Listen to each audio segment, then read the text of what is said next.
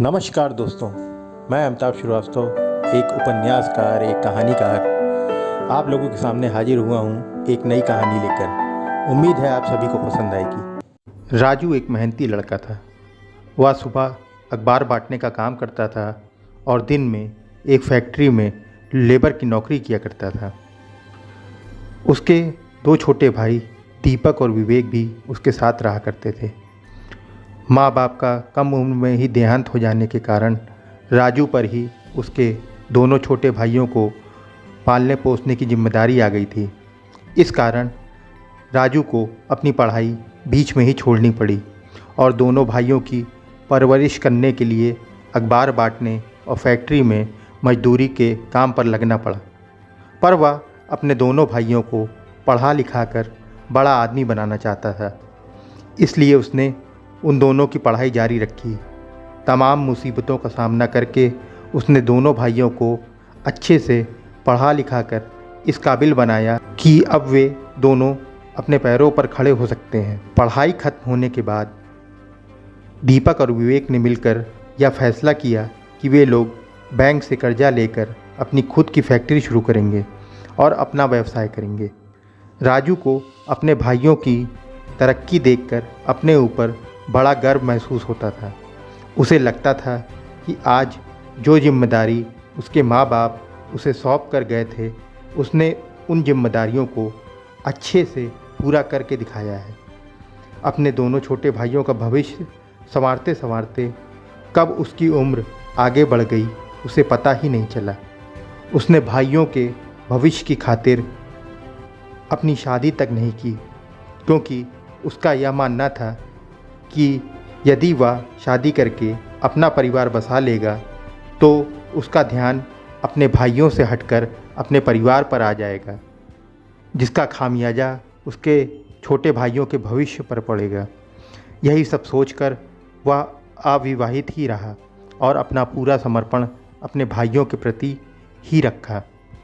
दीपक और विवेक ने मिलकर अपनी फैक्ट्री शुरू कर दी और धीरे धीरे उन्हें अच्छे ऑर्डर भी मिलने शुरू हुए। दोनों भाई तरक्की की सीढ़ियां लगातार चढ़ते ही जा रहे थे। राजू ने एक पिता का फ़र्ज निभाते हुए उन दोनों की शादियां भी करवा दी। अब वे लोग अपने अपने परिवार के साथ हंसी खुशी रहने लगे। राजू भी उन सब की खुशी में खुश हो जाया करता था। अपने भाइयों को अच्छे ओहदे पर बैठा देखकर उसे अपने आप पर बड़ा गर्व महसूस होता था। इसी तरह समय बीतता जा रहा था। राजू के दोनों छोटे भाई दीपक और विवेक दिनों दिन सफलता की सीढ़ियां चढ़ते जा रहे थे, पर इस सफलता ने कहीं ना कहीं उन्हें बहुत घमंडी बना दिया था। अब उनकी नज़र में राजू की वह इज्जत नहीं रह गई थी जो पहले हुआ करती थी। पहले वे दोनों कोई भी काम राजू से पूछे बिना नहीं करते थे, पर अब ऐसा नहीं था। अब वे दोनों राजू को कोई बात बताना या उससे सलाह लेना ज़रूरी नहीं समझते थे।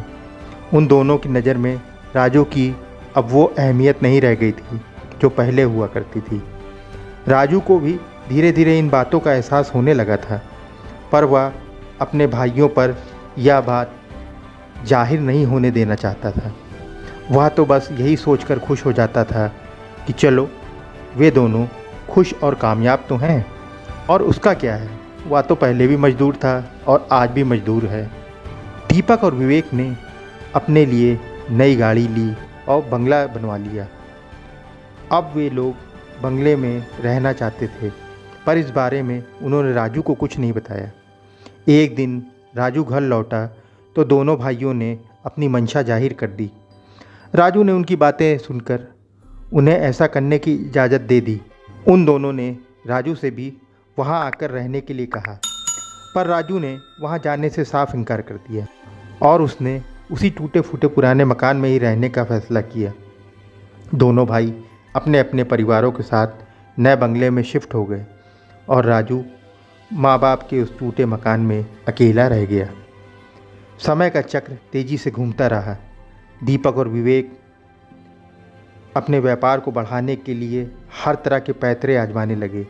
अब वे गलत लोगों के साथ भी उठने बैठने लगे और रिश्वत देकर भी लोगों से अपना काम निकलवाने लगे। अब वे राजू द्वारा सिखाए गए अच्छे संस्कारों को कुचलकर सिर्फ और सिर्फ पैसे कमाने की अंधी दौड़ में शामिल हो चुके थे। अपने व्यवसाय को आगे बढ़ाने के लिए उन्होंने अब किसी तरह के गलत कामों को करने से कोई गुरेज नहीं किया। धीरे धीरे इन सब चीज़ों के बारे में चारों ओर कानाफूसी होने लगी। यह खबर फैलते फैलते राजू के कानों तक भी पहुंची। अपने भाइयों की हरकतों की जानकारी होने पर राजू ने फैसला किया कि वह अपने भाइयों से मिलने के लिए जाएगा और उन्हें गलत काम ना करने से रोकने की पूरी कोशिश भी करेगा। यह सब सोचकर राजू अपने भाइयों से मिलने उसके ऑफिस चला जाता है। ऑफिस पहुंचते ही राजू अपने दोनों भाइयों को समझाने की भरपूर कोशिश करता है। थोड़ी देर तक तो दोनों भाई राजू की बातों को ध्यानपूर्वक सुनते हैं, पर धीरे धीरे उनके अंदर का गुबार, उनकी झूठी शान और घमंड से भरे हुए दिमाग से ऐसी बातें बाहर आती हैं जिन्हें सुनकर राजू हक्का बक्का रह जाता है। अपने पैसों के घमंड में वे दोनों राजू से बड़ी बेइज्जती से बात करने लगते हैं। वे राजू को गरीब और अनपढ़ कहकर उसका अपमान करते हैं। उन दोनों के हिसाब से जिस इंसान ने जीवन में कभी पैसों का रुतबा देखा ही नहीं, वह उन्हें क्या सीख देगा। जो खुद पढ़ा लिखा ही नहीं है, वह उन्हें फैक्ट्री चलाने के बारे में क्या बताएगा। यह सब कहकर दीपक और विवेक अपने देवता स्वरूप भाई का बहुत अपमान करते हैं। अपमान करते वक्त वे दोनों यह बात बिल्कुल भूल जाते हैं कि यह वही इंसान है जिसकी वजह से आज वे दोनों यहाँ तक पहुँचे हैं। उन दोनों की बातें सुनकर राजू का दिल बुरी तरह टूट जाता है और वह आँखों में आंसू लिए चुपचाप वहाँ से चला जाता है। राजू मन ही मन यह फैसला करता है कि आज के बाद वह उन दोनों से कभी बात नहीं करेगा। इसी तरह वर्ष गुजरते जाते हैं।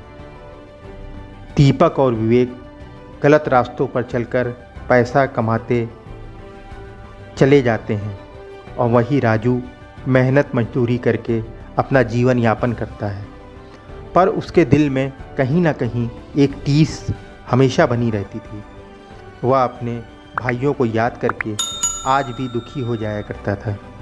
एक बार देश में बेईमानों और मिलावटखोरों के खिलाफ बड़ा अभियान चलाया जाता है।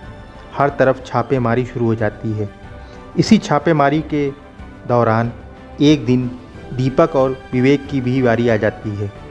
एक दिन उनकी फैक्ट्री में बड़े स्तर पर छापेमारी होती है, जिसमें बड़े पैमाने पर धांधली और मिलावटखोरी का सबूत मिलता है। बड़े स्तर की धांधली होने के कारण पुलिस फ़ौरन दीपक और विवेक को अपने साथ लेकर चली जाती है। दोनों भाई पुलिस के आगे बहुत रोते और गिड़गिड़ाते हैं, पर उनकी इस अपील का पुलिस पर कोई असर नहीं होता। अगले दिन यह खबर शहर के कई अखबारों की सुर्खियां बनती हैं। राजू को भी अखबार के माध्यम से पूरी घटना की जानकारी हो जाती है। अपने भाइयों की गिरफ्तारी के बारे में जानकर राजू का दिल पसीज जाता है और वह फ़ौरन भागकर पुलिस स्टेशन पहुंचता है, जहां उसकी मुलाकात लॉकअप में बंद उसके भाइयों से होती है। भाइयों से पूरी घटना की जानकारी होने पर वह अपने भाइयों को यह हौसला देता है कि वह जल्द ही उन्हें लॉकअप से बाहर निकलवाएगा। वह जल्दी से वापस आकर शहर के एक प्रतिष्ठित वकील के ऑफिस पहुंचता है। वहां उन्हें पूरी घटना की जानकारी देकर उनसे मदद की गुहार लगाता है। पूरी घटना को जानने के बाद वकील साहब उसे बताते हैं कि इस केस में उसके भाइयों का बरी होना बहुत ही कठिन है, क्योंकि पुलिस के पास उन दोनों के खिलाफ काफ़ी सबूत इकट्ठा हैं और वे रंगे हाथों पकड़े गए हैं। इसलिए उन दोनों का बचना बहुत मुश्किल है। वकील साहब की इन बातों को सुनकर राजू बहुत परेशान हो जाता है, परंतु वह एक बार फिर वकील साहब से कहता है कि कोई तो रास्ता ज़रूर होगा उसके भाइयों को निर्दोष साबित करने का। तब वकील साहब उसे एक उपाय सुझाते हैं। उनके अनुसार अगर यह साबित कर दिया जाए कि यह फैक्ट्री उन दोनों की ना होकर किसी और की है और वे दोनों सिर्फ वहाँ नौकरी करते हैं, तो फिर इस बात के आधार पर उन दोनों को निर्दोष साबित किया जा सकता है। इतना सुनते ही राजू की आंखों में चमक सी आ जाती है। वह फौरन वकील से फैक्ट्री के फर्जी पेपर तैयार करवाने के लिए कहता है, जिसके अनुसार उस फैक्ट्री का मालिक दीपक और विवेक ना होकर राजू है। वह उसी की फैक्ट्री है जिसमें उसके भाई सिर्फ नौकरी करते हैं। वकील साहब से फर्जी पेपर बनवाकर वह वापस पुलिस स्टेशन लौटता है और अपने भाइयों को अपनी कसम देकर उन पर हस्ताक्षर करने के लिए मजबूर करता है। दोनों भाई पूरा माजरा समझते ही उसके पैरों में गिर जाते हैं और हाथ जोड़कर उससे माफ़ी मांगने लगते हैं। राजू भी उन्हें दिल से माफ़ कर देता है। वकील साहब की मदद से वह कोर्ट में यह बात साबित करने में सफल हो जाता है कि यह फैक्ट्री उसी की है। कोर्ट राजू को 5 साल की सज़ा सुना देती है और दोनों भाई बाइज्जत बरी हो जाते हैं। दोनों भाइयों को अपने किए गए गलत कामों पर बड़ा पछतावा होता है। वे दोनों जेल में जाकर राजू के पांव छूकर यह कसम खाते हैं कि वे फिर कभी जीवन में ऐसा काम नहीं करेंगे और हमेशा अपने बड़े भाई की कही गई बातों को सम्मानपूर्वक मानेंगे। अपने भाइयों की बदली हुई नीयत और पश्चाताप के आंसू देखकर राजू उन दोनों के सर पर प्यार भरा हाथ फेरता है और उन दोनों को गले से लगा लेता है। अपनी 5 साल की सज़ा पूरी करके जब राजू बाहर आता है तो उसका पूरा परिवार उसे एक परिवार के मुखिया की तरह स्वागत करने के लिए वहाँ खड़ा दिखाई देता है और अपना शेष जीवन तीनों भाई एक दूसरे के साथ मिलजुल कर और प्रेम से बिताते हैं। उम्मीद है मित्रों कहानी आपको पसंद आई होगी। अगर कहानी अच्छी लगे तो चैनल को लाइक करें, सब्सक्राइब करें और हाँ, अपने सुझाव देना ना भूलिएगा, क्योंकि आपकी सुझाव ही तो मेरी प्रेरणा है।